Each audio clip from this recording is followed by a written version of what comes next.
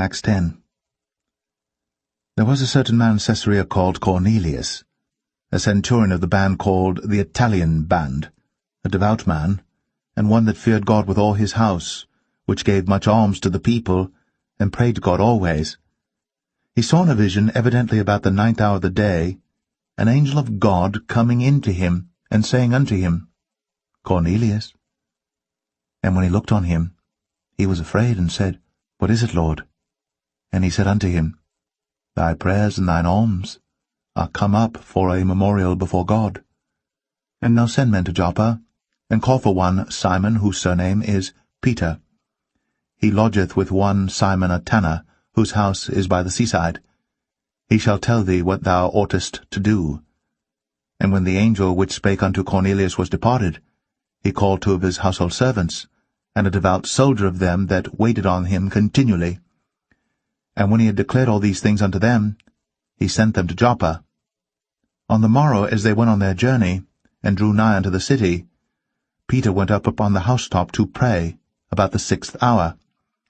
And he became very hungry, and would have eaten, but while they made ready, he fell into a trance, and saw heaven opened, and a certain vessel descending unto him, as it had been a great sheet knit at the four corners, and let down to the earth, wherein were all manner of four-footed beasts of the earth, and wild beasts, and creeping things, and fowls of the air.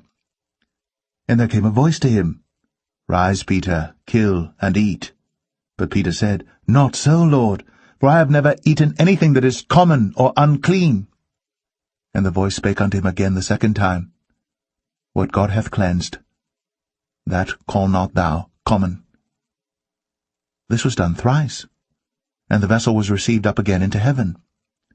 Now while Peter doubted in himself what this vision which he had seen should mean, behold, the men which were sent from Cornelius had made inquiry for Simon's house, and stood before the gate, and called, and asked whether Simon, which was surnamed Peter, were lodged there.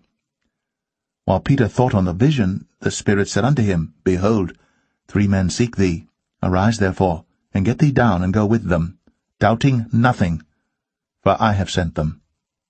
Then Peter went down to the men which were sent unto him from Cornelius, and said, Behold, I am he whom ye seek. What is the cause wherefore ye are come? And they said, Cornelius the centurion, a just man, and one that feareth God, and of good report among all the nation of the Jews, was warned from God by an holy angel to send for thee into his house, and to hear words of thee. Then called he them in, and lodged them. And on the morrow Peter went away with them, and certain brethren from Joppa accompanied him. And the morrow after they entered into Caesarea. And Cornelius waited for them, and had called together his kinsmen and near friends. And as Peter was coming in, Cornelius met him, and fell down at his feet, and worshipped him. But Peter took him up, saying, Stand up, I myself also am a man. And as he talked with him, he went in, and found many that were come together.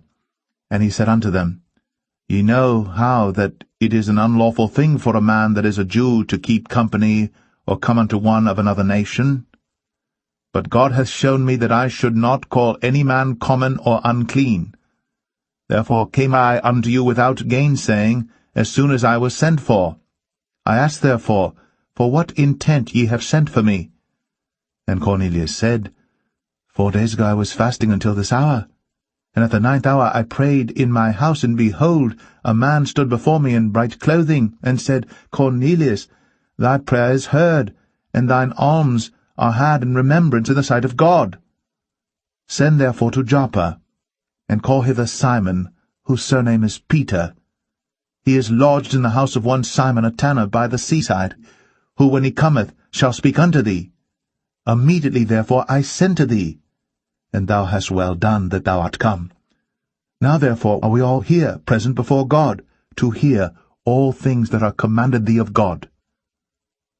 Then Peter opened his mouth and said, Of a truth I perceive that God is no respecter of persons, but in every nation he that feareth him, and worketh righteousness, is accepted with him.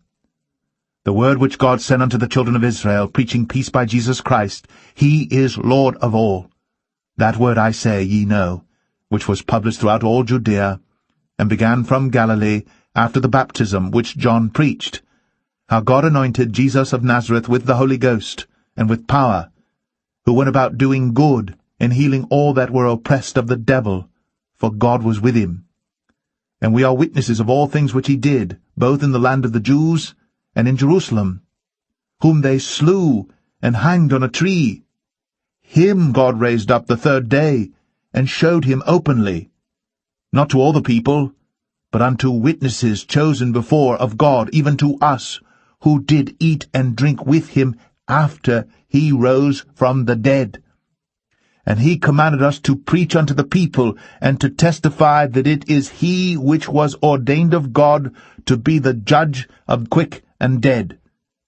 To him give all the prophets witness, that through his name whosoever believeth in him shall receive remission of sins.